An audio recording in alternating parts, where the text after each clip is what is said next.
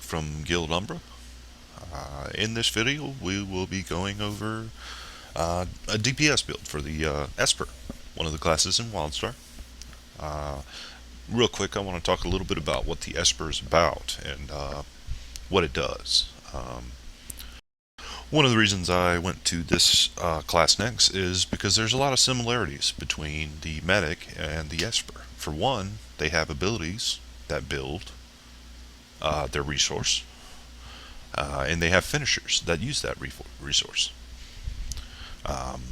So basically, the Esper has what they call psi points as their resource, and they use abilities on my bar here.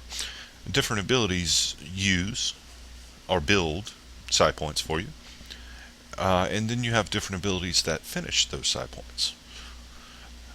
So you can see the similarities if you've gone back and checked out my medic videos, and you can see for yourself that there are a lot of similarities there, even if you haven't even played the class yet in game.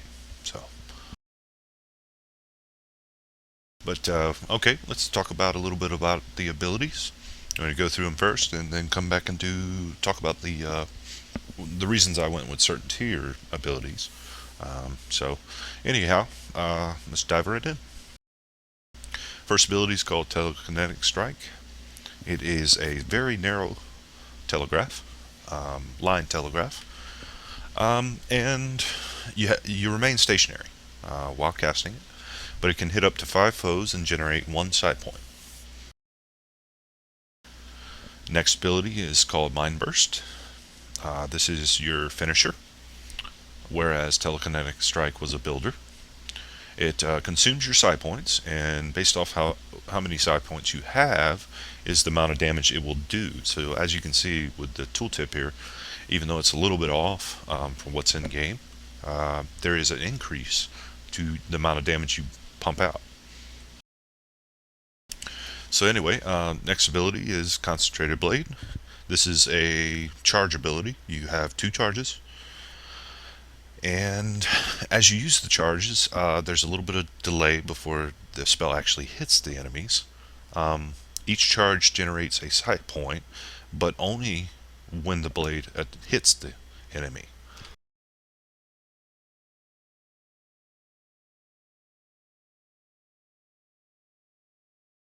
Next ability is called Haunt. This is very similar to another similarity to the Medic.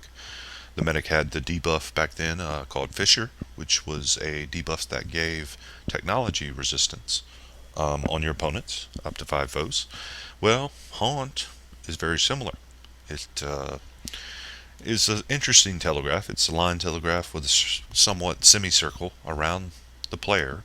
Um, but it hits up to 5 foes, applies what's called an expose, and the expose is magic resistance by 8% for 10 seconds. Next ability you have to unlock with amps, which we'll go into a little later, but it's a pretty cool ability. You basically spawn these 3 phantoms. They're neat little things running around. But anyway, they deal damage every 1.25 seconds for 10 seconds, and they generate 1 psi point. Pretty cool ability. It's sort of a filler ability, if you will. Next ability is called Bolster. Yeah, it's a heal. It's a heal over time.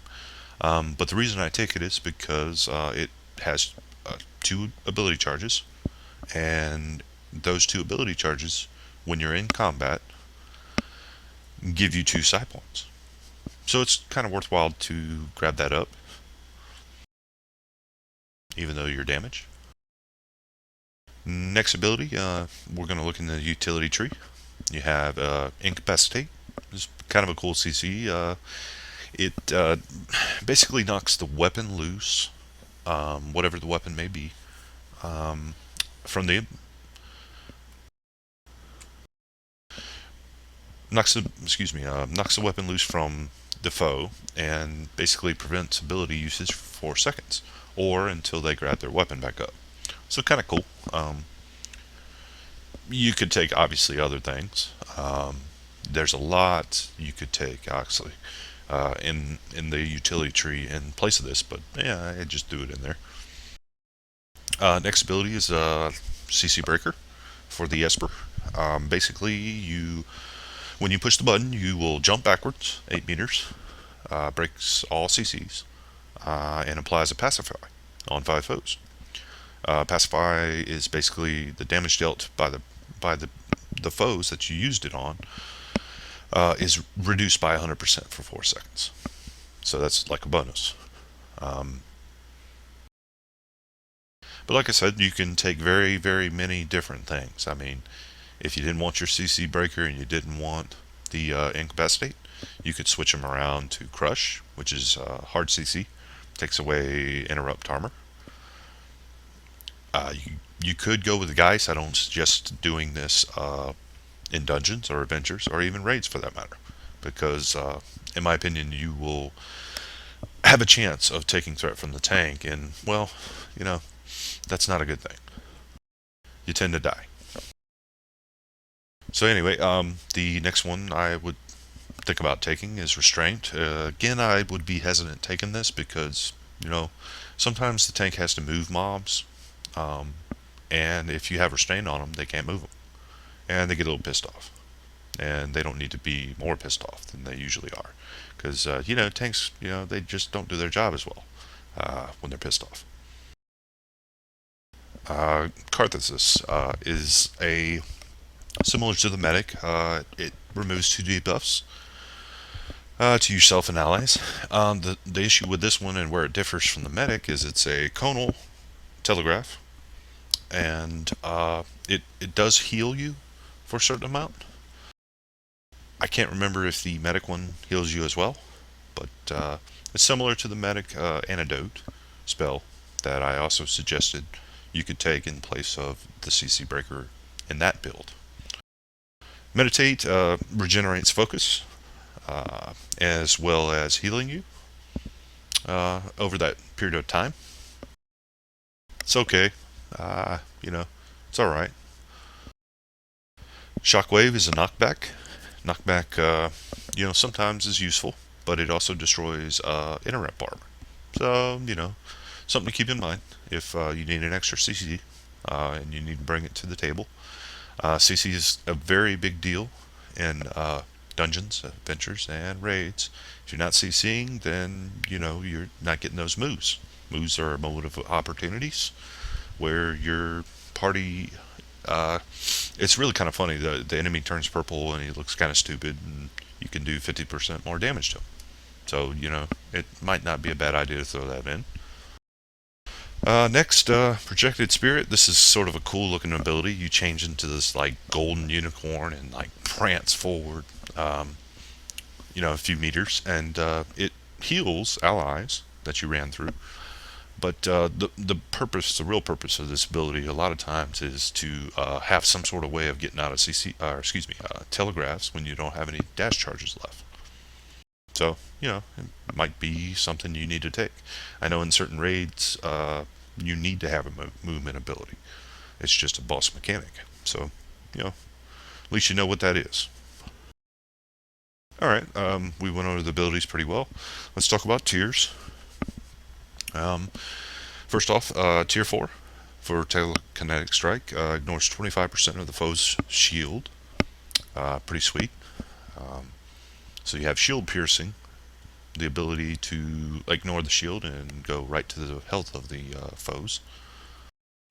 The Tier 8 grants yourself a Psych Charge stack. So at 3 stacks, you gain an additional psi point. Pretty cool. Sort of the reason you take the Tier 8. More psi points, more chances to get off more Mind Bursts. So the Tier 4 Mind Burst, when you use it, deals 10% more magic damage over 4 seconds. So whichever amounts of psi points you have at that point, and however much total damage you do, it puts a dot for 10% of that damage over 4 seconds, if that makes sense. It's okay. We'll take it.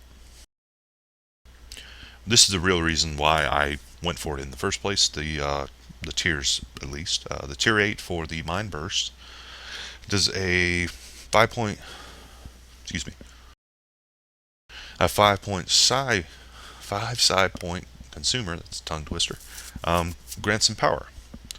Empower is increases critical hit chance by 15% for 7.5 seconds. So once you've used that 5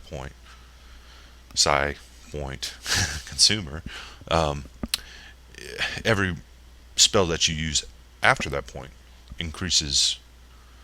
There's a good chance for you to critical hit because it increases your critical hit chance by 15%. Wow, the tongue twisters.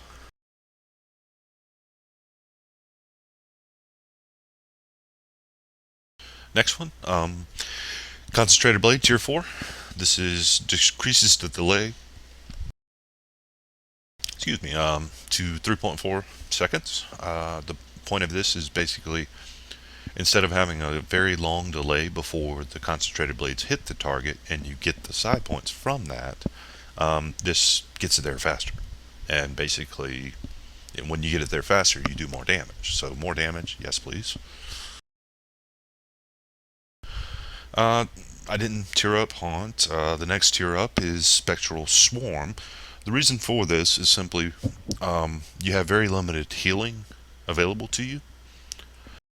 The only healing that you have is a hot, and you have 2 charges of it. And to be honest, it doesn't heal a whole lot. The whole purpose of taking that ability in the first place is to build side points quickly. So having the tier 4 where Phantoms gain 12% lifesteal, 12% of the damage done by the Phantoms, when they do damage, is transferred to you as health. So 12% of the damage they do comes to you as health. Just think about that for a second. So basically, you have another way of gaining health back other than praying that a healer heals you, or, praying that you have, hoping that that your bolster comes off cooldown quickly. So you have very limited means to heal yourself. Of course, you have pots in game and whatnot, healing pots.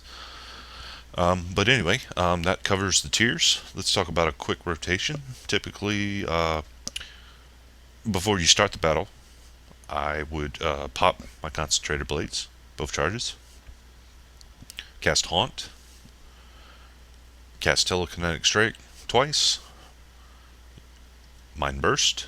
Hopefully by that point your Concentrated Blades have hit, and you can do Bolster twice to give you 3 side points, or 4 side points.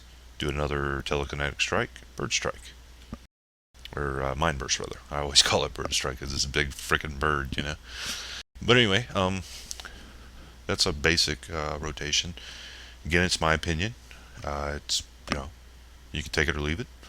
But that's the abilities. Let's take a quick look at the amps.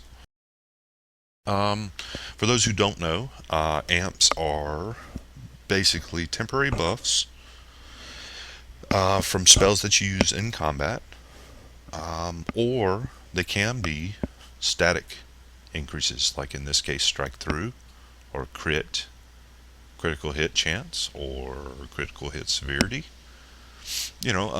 So a lot of the tier 1s in here are going to be like static stat increases. So that's basically a simple explanation. The way you get amps is from level 6 in game, basically out of the starter area, till in game 50, you get an amp point every level. So you have roughly around 45 amp points when you get max level. And at that point, you have to get something called Elder Gems that you see up here. And you get those through daily questing and whatnot. And when you get enough Elder Gems, you have to buy amp points with those Elder Gems. You don't have to, but it's kind of a catch-22. So you can finish out this build. Okay, so that's a basic rundown of the amps and what they do and what they're about. So let's dive right in. Strike Through is the tier 1s. Assault Power is the tier 1s that I took in Assault Tree. The first amp up here is while above 3 side points, you gain Empower. Empower increases your strike through chance by 8%. Next one, Follow Through. Landing Assault Finisher grants Empower. So I'm assuming, and I haven't tested this, but any amount of side points that you have and you use your finisher on will grant this buff.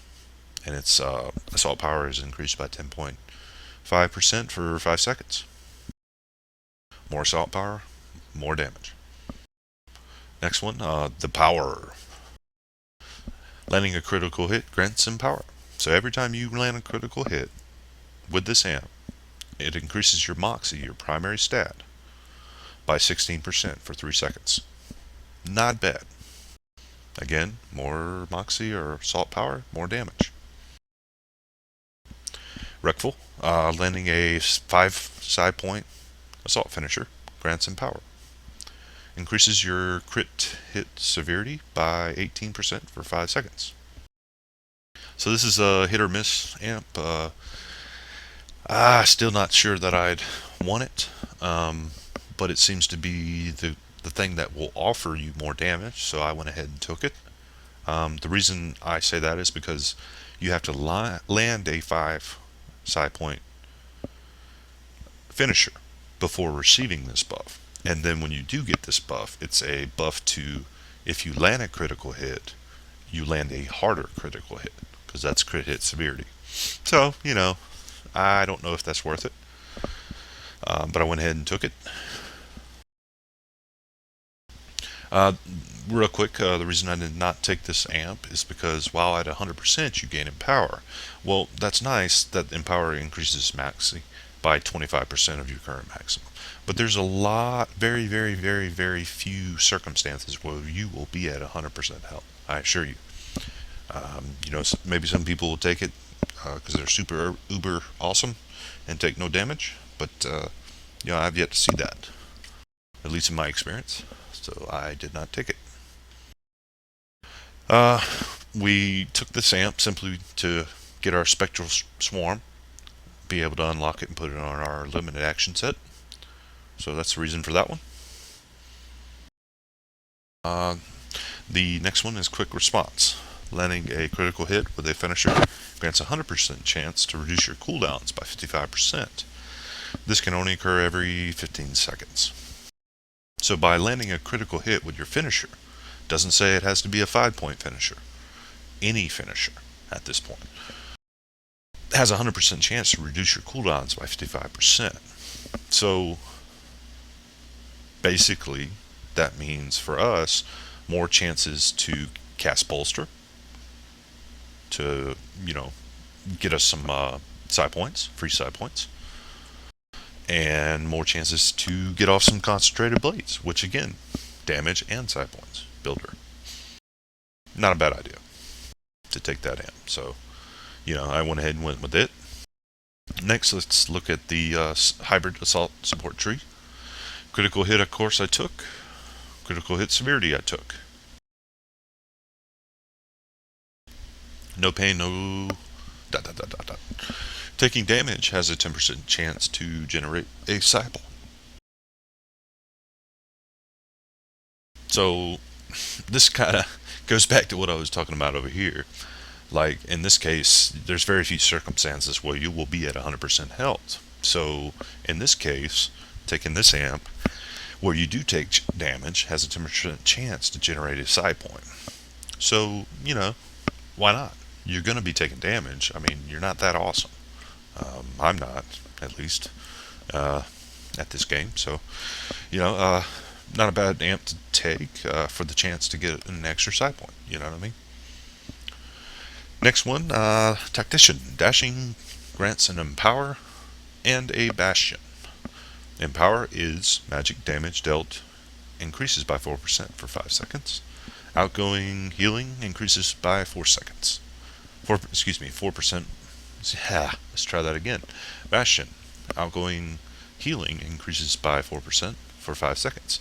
This is sort of one of those amps like I had in the medic tree. If you remember back, there was a few confusing amps there. This one's not as confusing, but it's sort of an amp that you have to take to get to this amp, which is very sweet. But real quick, it's one of those things where obviously you're going to be dashing to try to get out of telegraphs to maybe get in position. So why not? Why not take it? Bingo! Bingo, bingo, bingo. Landing a critical hit with a builder has a 20% chance to generate 2 side points. So most of our builders would generate 1 side point. So in this case, it would generate 2 instead of 1, if that makes sense. Same thing with concentrated blades. Same thing with, well, not bolster. I was about to say bolster, but you can't critical hit, I guess. Well, I guess you could with bolster on yourself. You can, or whoever you put the healing on. Whenever that critical hits, it has a chance, instead of producing 1 side point, to produce 2. So it's a little less likely with the bolster since it's a hot, but with concentrated blades and telekinetic strike, good chance. So as I did with the medic, took cooldowns in the utility tree, and I took dash regeneration. Now you could take these 2 points and put them in shield capacity if you wanted. You could put them in CC resilience if you're like me and super stupid and you can't find WAS or D, and breakout gameplay. This will reduce the time that whenever you do find whichever key you have to hit and hold down, it'll reduce the amount of time you have to hold it, basically. Lifesteal is not a bad idea too. However, it's not a huge increase. Like 4% of the damage you do is returned to you on health. So, yeah, sort of minimal. I just took the dash regeneration charges because I like being able to get out of telegraphs. That was my reasoning there.